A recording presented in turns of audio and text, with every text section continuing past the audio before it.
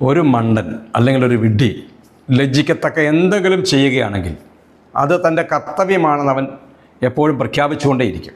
തങ്ങളാണ് ഏറ്റവും വലിയ ബുദ്ധിയുള്ളവർ എന്ന് വിശ്വസിക്കുന്നവർ നമ്മുടെ സമൂഹത്തിൽ ധാരാളമുണ്ട്. വേണ്ടത്ര വിദ്യാഭ്യാസം ഇല്ലാത്ത കൂട്ടർ, അല്ലെങ്കിൽ വേണ്ടത്ര വിദ്യാഭ്യാസം ലഭിക്കാത്ത കൂട്ടർ വലിയ പണ്ഡിതന്മാരുടെ ഭാവത്തിൽ സംസാരിക്കുകയും പ്രവർത്തിക്കുകയും ഒക്കെ ചെയ്യുന്നത് കാണാം.